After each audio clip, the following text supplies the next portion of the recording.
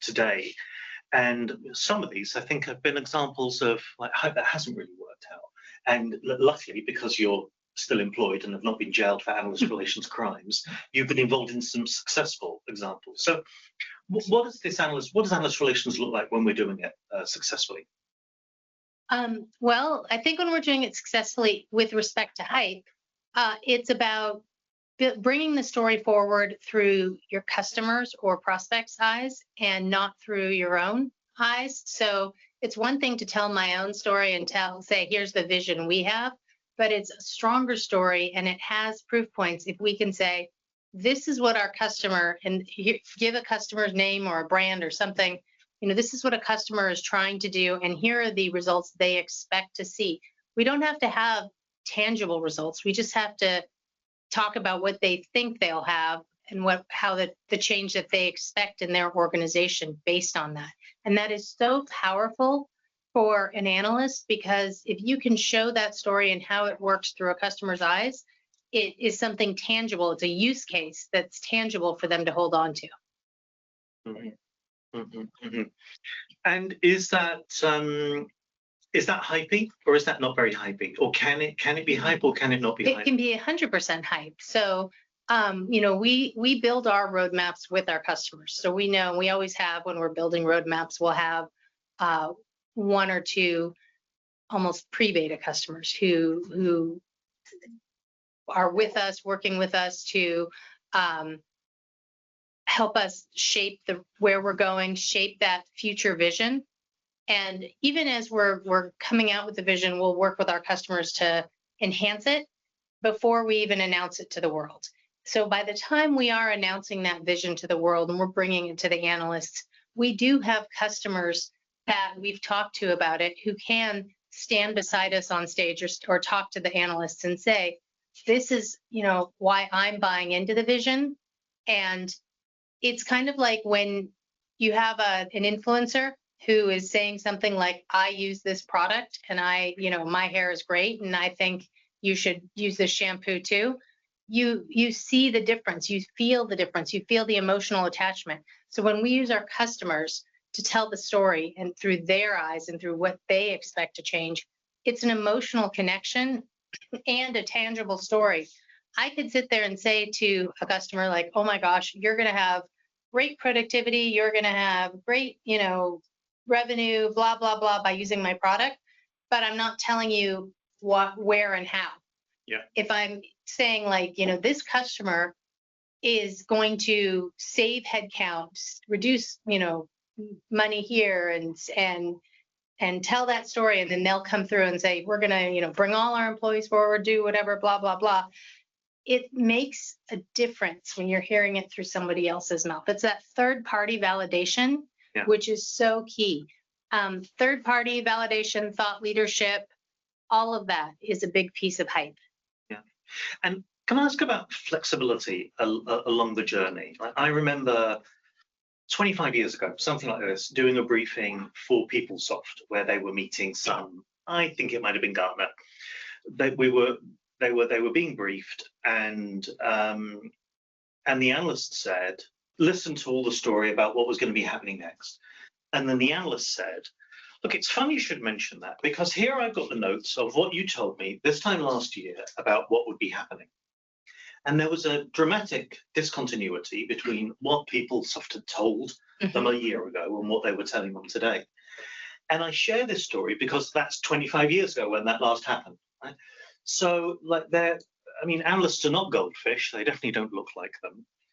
And yet, the ability of tech vendors to flexibly adapt and shift these future visions is remarkably successful and surprisingly successful. Why do you have? I'm going to ask Rory and Chris for their opinion, but why am I right in thinking that you can surprisingly get away with shifting the hyped picture that you are painting, and nobody seems to notice? Absolutely, and it's because it's not that we're shifting. We're changing things, but we're not just changing for willy-nilly fun.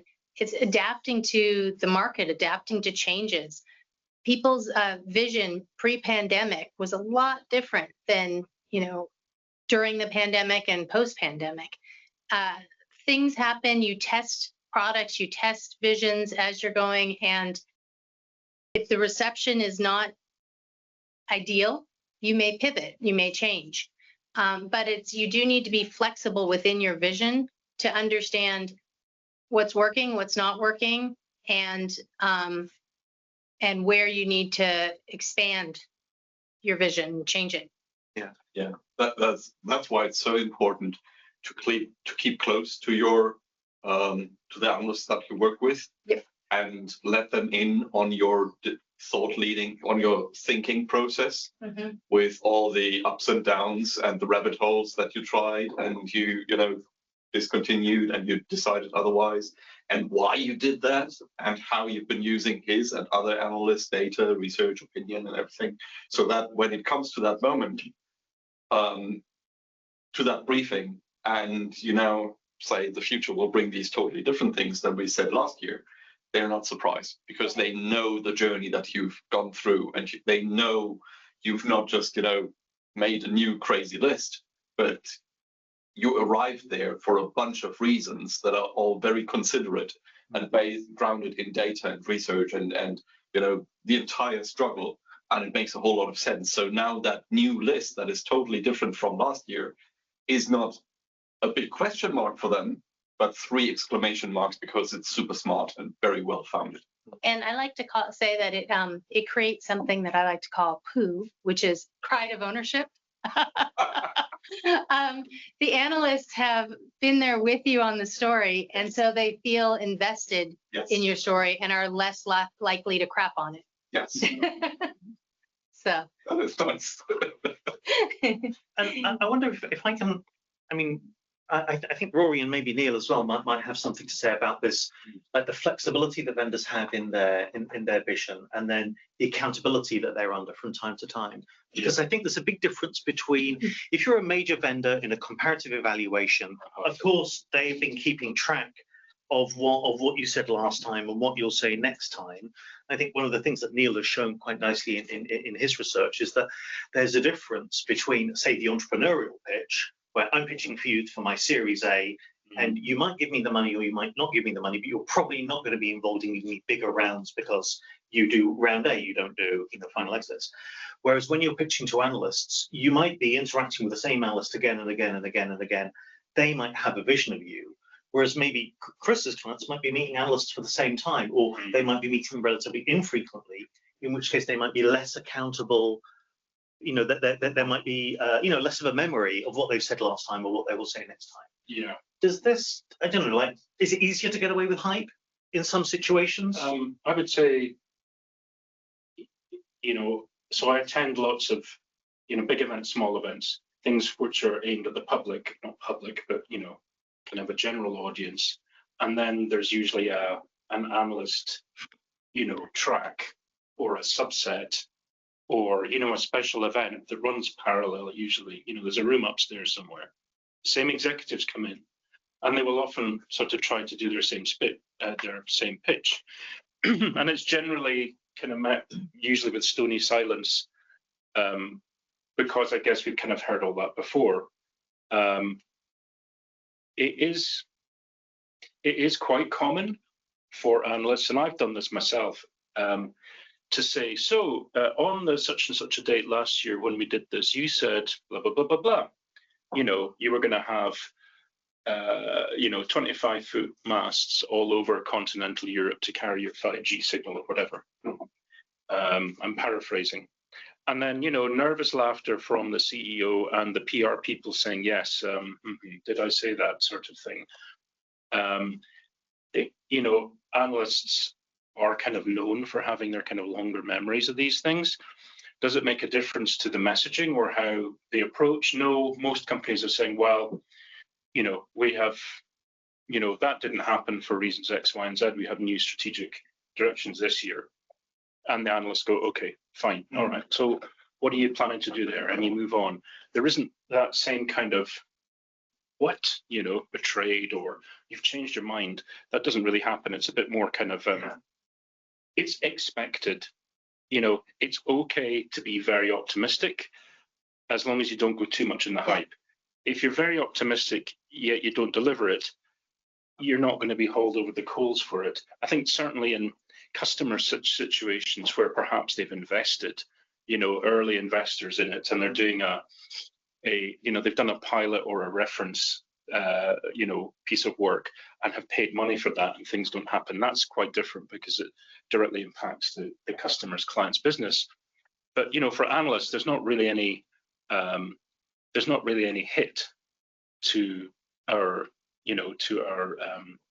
revenue or our lifestyle or our business. It's just simply a change in strategic priorities that the the client is describing. So it is an odd one, right? They will often be cross-examined and questioned in the way that customers never get the opportunity to do because it's kind of managed. But at the same time, the implications of any hype not appearing are significantly less for us as analysts. But I will add that you have a limited number of times you cannot deliver because credibility as a vendor is on the line. And for an analyst, your reputation is on the line. If you're recommending, this vendor has a great vision and they're going to deliver, and then they don't deliver, and these people have bought something, and one time, okay, maybe, but if this company, and there are people in our space that were notorious for selling so far in the future and never delivering, and their market share has gone way down just because of it. I think so. And you're right. And for example, I'm not just naming them, but the whole, many of us analysts have been writing about VMware for many years, and then there was the Broadcom takeover, and those of us who write about the business partner channel were kind of, what's going on? The narrative was, just for people who don't know about that transaction, what happened with VMware and Broadcom? So VMware has always been a very channel-oriented company. It had a large number of very loyal strategic business partners who launched their business in Europe, and it was very successful. Broadcom bought the company and pretty much decided that a lot of the key clients of these service providers would become direct clients. In other words, a kind of reverse channel model, taking a lot of it direct, leaving a lot of the service providers out in the cold, and they weren't sure what was happening. The challenge we had, and you've probably seen this many times, is there was a corporate vision and a kind of a plan, but it didn't really articulate itself to the business partner community. And as analysts, that was a difficult one to negotiate. I wrote about it because I thought that it was a really dumb move, because you're basically changing your entire go-to-market model, and you've kind of cut this whole section of partners loose, which is a lot of good feeling behind. Yeah, I didn't want to reflect that on Broadcom's technology or their strategy or vision, because that was equally as valid. That's a difficult situation to be put in. Another one similar would be, a certain company who may or may not have had something to do with writing the software for the post office Horizon system. We write about that company a lot and have written about it a lot. They're an incredibly innovative firm. Yet, a good colleague of mine has had to pull away from all of his AR activities for everybody because he was told to keep his head down. It had to be everything on the down low. So we missed getting those essential briefings at some of the key events, and he's very effective, very good at what he does. That puts us again in a difficult position, because really none of us had any kind of insight or skin in the game at that time for that system. But if we're writing about current products, vision, technology, we still have to cover them, but it puts us in a difficult position. And you're still getting questions about those, things that are being announced, but you don't know how to answer. So it makes you look. It's difficult for you as well. It's difficult because things that are high in the conscious, the public conscious, or a channel discussion, or a client or customer situation of note that includes a lot of opinion that is quite strong in many ways. doesn't really fall into our purview. However, Yeah. like the questions about COVID, like the questions about the energy crisis or whatever, there is an expectation that we'll answer them, and that's very difficult. Mm-hmm. So this does bring us to the phenomenon that I think we rather politely described in the agenda as being like concerns. Mm. So when there is hype,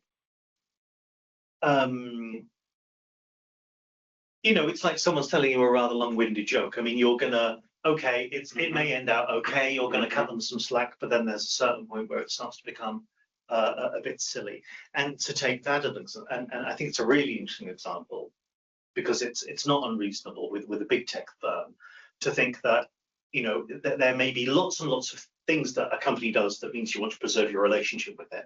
Yeah. But there may just be one small part of the pie where it's just been a little bit silly, and you need to call it out. Yeah. And there's one thing that if you say you've been a bit silly there, Mm-hmm. I know this is not representative of what you will do with everything else. Yeah. But between you and me, Mm-hmm. I think we just have to say that what you did was not what you intended, Mm-hmm. and what you're left with is not what you would like. Yeah. And so let's not pretend that it's a good thing. Yeah. But then there's another thing when the analyst is kind of obligated to hold that provider accountable to an external audience. Yeah. Then that can disrupt.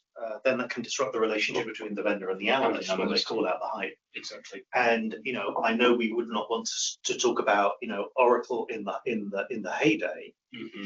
but it's fair to say that Oracle was the kind of organization that said, look, this is like my party, and if you want to come, I mean, I'm going to be a host. But if you're going to be a bad guest, Yeah. then you know where the door is. Yeah, exactly. And I think we saw that there was other factors at play pre-pandemic. So this is when the Me Too movement came along, and we had this sudden, in the tech world, although unfortunately it didn't seem to last, an awareness of diversity, inclusion, and sustainability. Perhaps the sustainability part is kept, but the DE part, was a big deal. All these big companies, the Cisco's and the Oracle, Cisco in particular, Oracle, IBM and others, they had strong strategic plans that articulated why their brand cared about these things. And partly, including Apple on the consumer side, it was because they knew that they had a tech-savvy younger audience who were very engaged in these topics. Ergo, if you were responding appropriately as a brand to those concerns and you were sharing those similar feelings about it, you were a trustworthy brand and companies would like to continue to buy from you.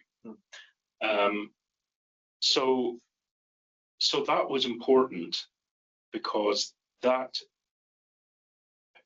cemented the fact that the idea of trust versus hype versus saying what you believe in versus actually doing it had a huge factor to play amongst people outside of the consumer sector. It was in the business to business sector. People were asking us about it.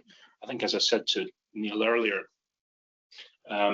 it had been difficult for me to speak with Apple, I think it was at the time, because of a separate issue. And yet we created this technology for social good practice, which was really nothing to do with the technology. It's all about recycling, sustainability, access to education, equality of access to the internet, etc. And suddenly it opened up a whole area of companies and parts of the organization within Apple who were like, oh, great, you're interested in this? Yes, we are. Creating extra insights and value for them. So as analysts, it's often the case that we have to look to see where there is activity happening that's out with of the traditional analyst sphere, sometimes not to do with technology, sometimes not to do with future thinking or thought leadership. It's about some of the more everyday things that these companies do. This makes me think a little bit of the way that plants grow towards the light, and very often when organizations hype too much, they damage the relationship with the analysts and with their customers too. and with their customers. And so then you can see like connections start to come in other ways. Often one of the things that I often do when I start working with a tech vendor is that I've got a tech vendor and I've got its analysts, and I see which people at the vendor are connected to which people at the analyst firm. And there's a certain pattern where you can see that sometimes there are strong connections into the strategy team, the AR team. And then sometimes you can see that the analysts are navigating around. Always. Cross-check. You know, where this relationship's been burned or been. Yeah, exactly. Or where there's just an interest on both sides. I mean, I tried for quite a while to speak with Oracle about various things. And was it Helen Solly? Do you remember Helen? In the Peggy. ART? Peggy's. It was Peggy. Peggy, yeah. And there was Helen. Anyway, the point was, I discovered that she had a great interest in talking about Oracle's links with the education sector. And she took me to their high school that they've got on their campus, the Oracle campus. Do you know this one? And it's an entire high school on their campus, and it's a good one. Runs Oracle. Yeah, well, but they take, That's where they recruit from in the future. They do. They take kids from public schools who wouldn't obviously be able to pay for their education going to college, and give them full-time education for, I don't know, 2-3 years. And it's this kind of special engineering, problem solving, working together as team stuff, which is very much like you would work as a, you know, in the technology sector going forward. That was fascinating and interesting. And I was writing about it, and there was no, is this that sector of the 48 different aspects of ERP, or is it that one? And where are we on the curve? Or that? No, it was a complete fresh look at it. And yeah, Oracle got some great exposure as a result. We got some great content. Yeah. Clients were very interested in it. So that's sometimes the way it can work when you're looking at those. And in a way, this is a great thing. I mean, obviously, Chris, I know you're a big fan of using customer stories, but also of kind of listening to the analyst, so that, I mean, for all of the benefits of listening. But I think what's interesting there is that this kind of like customer references, customer examples, social proof, this is the kind of stuff that analysts and audiences completely love. Totally. Yeah. I mean, analysts are all about discovering the new gold. That's what their job is about. That's what new gold. Yeah, I love this. What they you know, that's why they became analysts, because they're fascinated with certain technologies and they're just curious people. Curious dinosaurs. Who was it? That was you. Curious dinosaurs. They're curious, and that's what made them analysts. So, on the other hand, their entire reputation depends on, accuracy and avoiding false positives. So by nature, they have to be professionally critical about things. So when you hype something up, their professional response is, because they understand the game, I need corroborating evidence. So either you're able to deliver that yourself through a customer story and a case study with hard data and stuff, or a reference who's willing to talk to the analyst without you being present.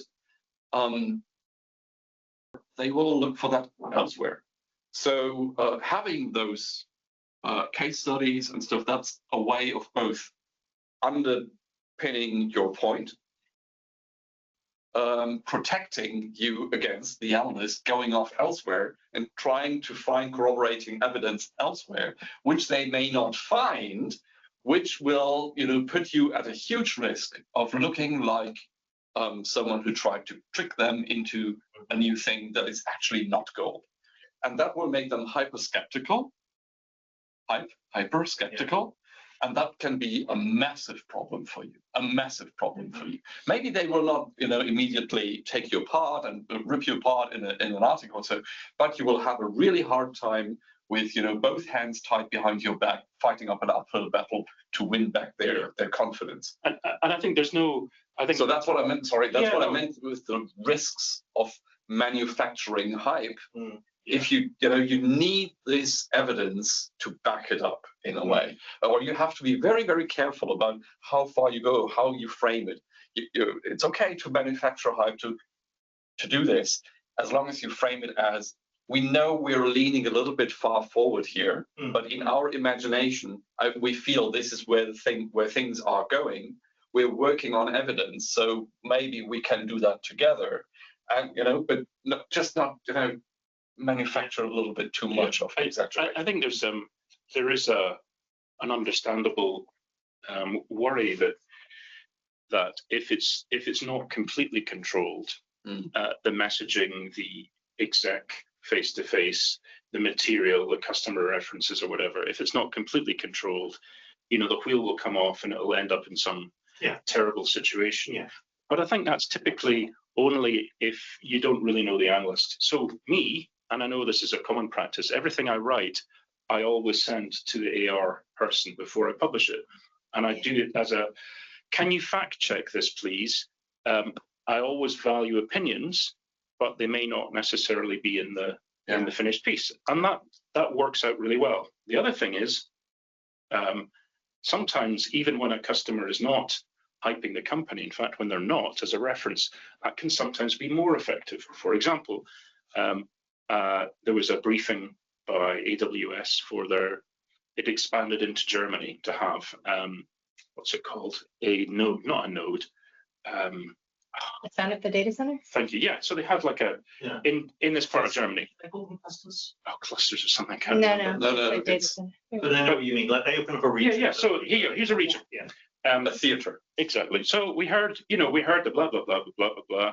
Here's a customer. And they said, okay, we'll leave you to talk with the customer. We have to go. And I was like, that's quite unusual. So we talked with this big customer, been with Amazon Web Services for many years. So we were like, so that's great. You must be great. You're in Germany. Yeah. You can have all your stuff in Germany. You can, are you going to put it on the servers here? No, probably not. It's cheaper to do it in Austin because, of course, it's a big cloud, right? You can just connect it there. We're like, oh, okay. And he said, well, don't get me wrong. It's just a purely commercial decision. I'll always be with Amazon, but the scale we've got just now, we can get it 10 cents per whatever cheaper over X number of years. Now, the temptation there would be to, Amazon's biggest customer in Germany isn't actually going to use its, facilities here. No, we just wrote about, well, here's the fundamentals. He was quite happy to go with them. Maybe they might revise their pricing at a later date. It is going to be more expensive because they have to pay off the cost of the data center, etc. And that's because, they understood that we weren't looking for some kind of sensationalist headline. Yeah. But that's just a little all too infrequent, unfortunately, because then what happens is we get customers or partners who are, yes, it's really good. You can expect somebody like... They don't have my family. Everything is fine. That is actually, you bring up a really good point about hype, and that is reference check your references. Because a lot of times an account manager who's, happy Helen is going to say, oh, my account's so happy, here, use them. Yeah. And people don't talk to the customer. And then when you put the customer with the analyst, it's not so good. So like when I look for references, I'll look for a few things. I look for first, number one, happy. Number two, sometimes have they left a competitor to come to us? Because if so, let's get that in there and have them drop that name or drop that hint. And then number three, I always will say, depending on what that reference is for, I will have several criteria. Like these are the things I want them to be able to talk about and the kind of results I'm hoping they have. Yeah. If they match that, great. If they don't match that and they're close, even if I get on the phone with them and say, or I have someone on my team get on the phone with them and do a reference check, just to make sure that they're not going to get on and say something not great, because that does hurt you. So, I mean, customer experience really drives the kind of authentic communication that Chris was talking about. Absolutely. But on the other hand, when you're an analyst and a reference is put in front of you, right? I mean, it could be a representative. I mean, it's never going to be a representative, I mean, it's either going to be like a positive but normal customer, or it could be an absolute extreme example of a bleeding edge implementation that has been deployed for free with 500 engineers from headquarters working on it to make it work in order to validate a picture of the future. So customer feedback is often, so I think people often talk about customer stories, customers' hero stories as like the opposite of hype. But sometimes you have these extreme examples, leading edge examples, which are in fact a materialization of hype, but analysts may not pick up on it. And how do you smell a reference and work out whether it smells of hype or? I tend not to use them, only because, and I think one of the things you brought up earlier, which is really interesting about the at what stage do you involve analysts? There was the beta, the proof of concept, and then it goes on to most of the companies said, oh well, it's at the reference review stage. You know, those reference customers could have been the proof of concept customers who have said, look, we're going to fully support this, put as much money into this as you want. You won't have any expense. We're just going to make it work, and you can keep it afterwards. What's in it for me? Well, you know, you make us a reference, you'll be a reference customer, and you can keep it all. I tend to then just run, well, often you see these at shows or events or partner events, whatever. I really like going around the show floor. That's what I like to do. And just chatting to people. And yeah, you'll hear a variety of opinions. You're not going to hear anybody who absolutely hates the company or has anything bad to say. Otherwise, they probably wouldn't have had an invite. But there's much less pressure on them to talk about, you know, 1, 2, 3, 4, 5, 6, 7 positive things, or we did this, we did that. You often find people who've done some experimentation. You know, they've had some difficulties, but most of them will say, yeah, we had some difficulties, but the support team was good. You know, we had to wrangle things a bit, but in the end, it came through. Again, it's the hero story, which is more believable than the kind of scripted example that, you know what the end result is going to be. I find that much more interesting. But if it's a vision in the beginning, in the hype cycle, and there you only have that proof of concept customer, yeah, does that help you at least solidify the story? I think it helps to kick the story off. SAP did that when HANA first. So I was at SAP many years ago when the HANA product, HANA 1.0, in fact, just before it came out. You'll remember this time. And it was like vision. It was all vision because everybody else was saying, well, yeah, what the hell does it do? What does it do? So they created this, well, I don't know if it's created, but it was a reference customer, which was like and it shows you how old this is, a DVD rental kiosks. Remember them, DVD rental kiosks? You might not remember. Before matter. Oh, jeez. So basically the idea was, you know, you would have like a vending machine. Yeah, like a vending machine. We don't have them in LA. Yeah, exactly.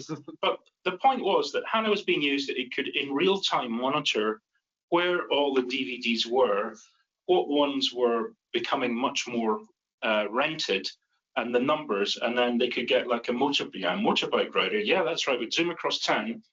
The HANA system would tell them, look, you're running low here, take them from here where they're not rented as much and put them in this machine there. That was the story, right? And everybody got it. Everybody could understand. So that was a good example of where the hype and the vision had a story to go around it, but it was the only story we had for a very long time. That's kind of why HANA took quite a while to kick off. But it was a good example. Unfortunately, not every new product or category has that same kind of ability to talk about itself. So anyway, that's just well, the way you in my experience, the way that you create actual hype and advocacy, which is what it drives, is not by claiming things, is by demonstrating effects. So if you can say my customer has achieved this, and you know, this is how it's been done, and this is how we'll do it again and make this scalable, that's what drives everything. So just by claiming this will be so much better and everybody should do it systematically, that's maybe a nice starting point. Exactly, it's a starting point when you don't have everything there. You have to be able to, when you're selling the vision, which is kind of what the hype is, you have to at least have a story to go with it and what does it look like for this customer. But when you are when you have the product and you are out there with it, you have more customers, then you have those proof points that are more tangible with ROI. But you can pull that forward pretty far if you think of the concept between value statement and value proposition.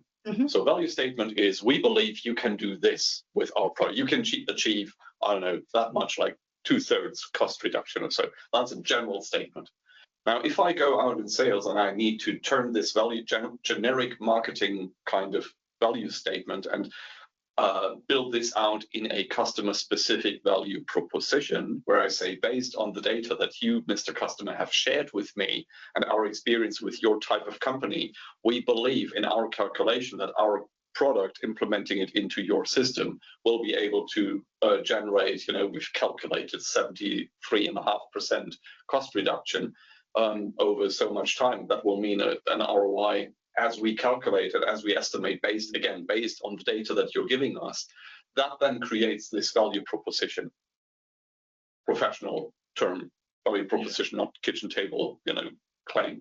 Although you have to be very careful. Yeah, you have to be. You have to be working with the customer to work that out as a basis for my subject matter expert at the customer to put that forward to his decision maker and say, I've worked with company XYZ, we've worked out this proposal with this value proposition for you to spend X much money on achieving this ROI. So nothing has been delivered, but we've worked out with the best of information that we had, with the best experts that we could get hold of, and we can use that and put that forward also to an analyst.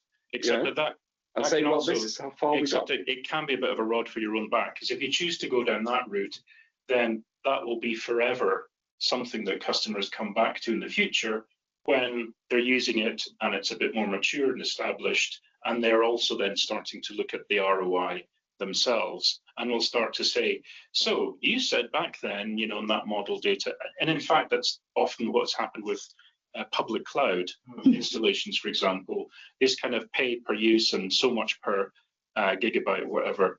Suddenly companies are realizing actually they're spending an awful lot more than they ever thought they would, because of the pricing model and the process and the way it's been set up.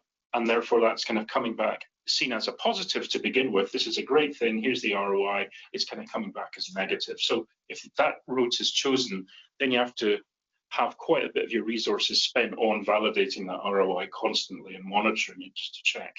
And be very careful with how you actually how you get to those numbers, and you need to be smart about building in a little bit of slack and leeway that you may have, and not over push it, and try to be realistic, and also establish a basis with that trusted pilot customer to say, listen, we know there is uncertainties in here, but this is the best that we can assume at this point.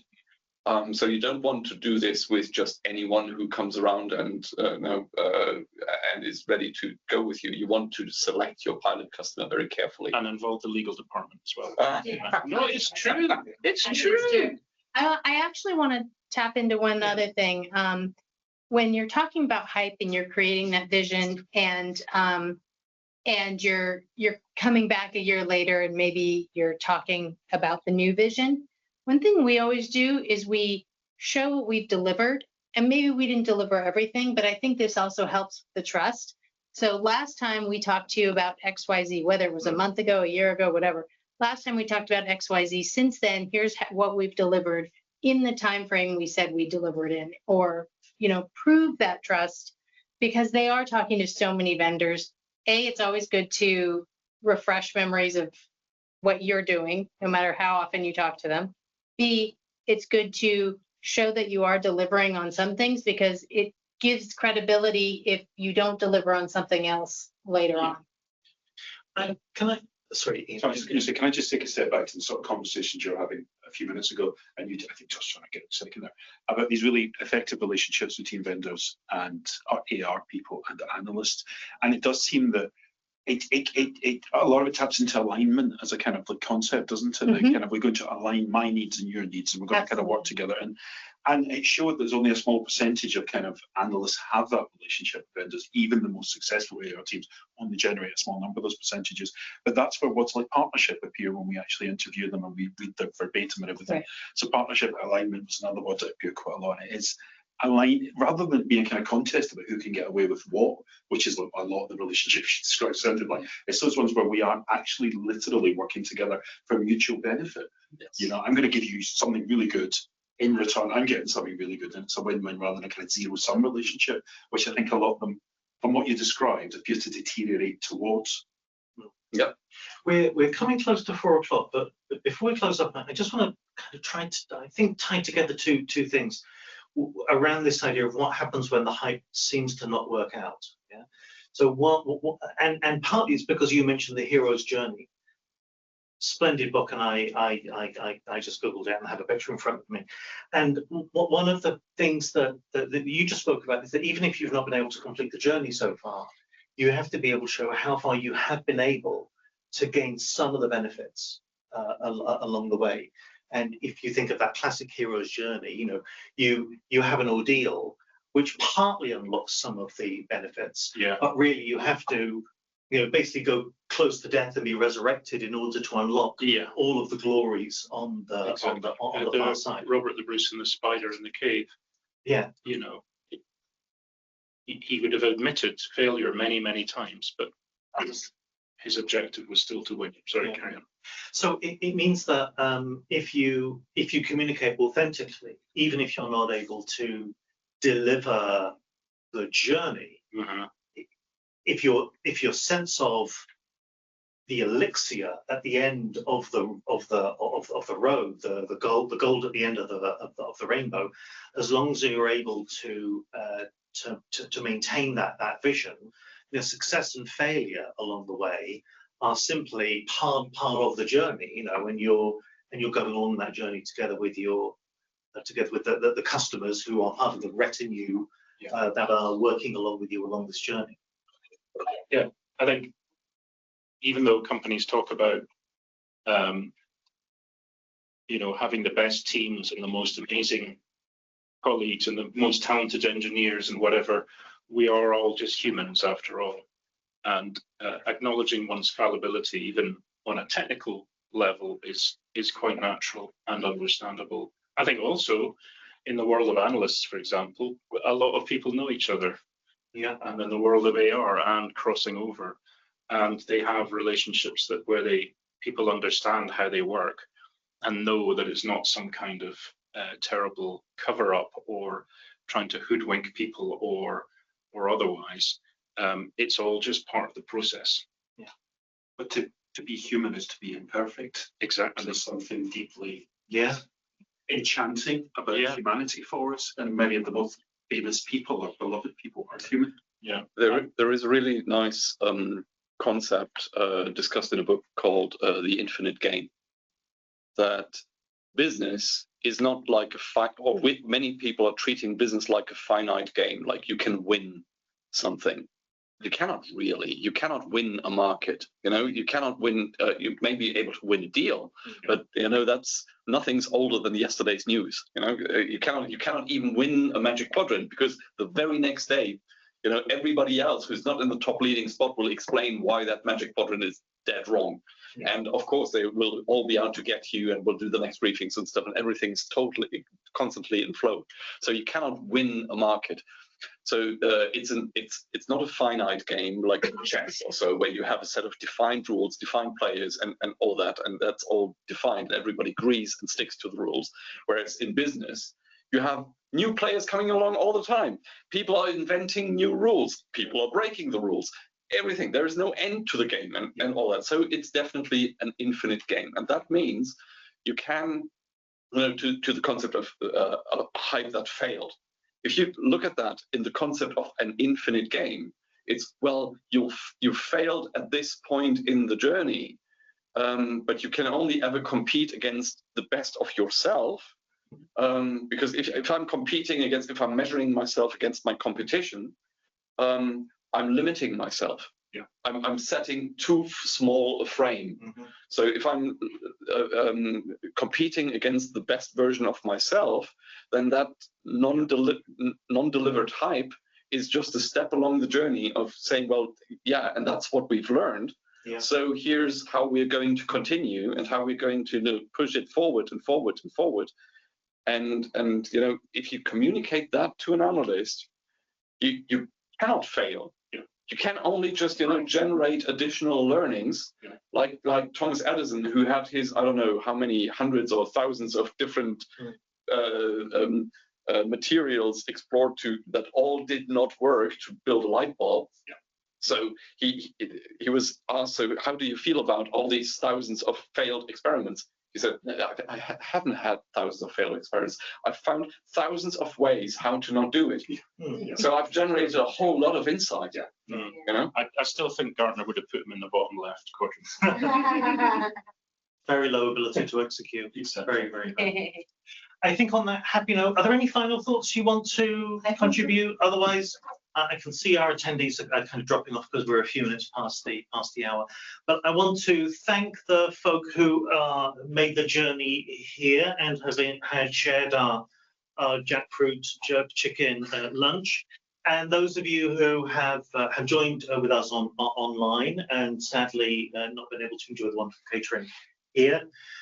We're going to cluster now and talk about the next steps for this project. If you have any thoughts or suggestions about what you think we should be doing, drop them into the chat, and we will see you very soon. Is there anything you want to share, Jasmine, about like what we will be doing with the? Might we be sending a note to people and saying thank you, or sharing some recordings? I don't know what we're going to do. What yes, can we do? Absolutely. So I'll send out all the meeting recordings from all of the sessions.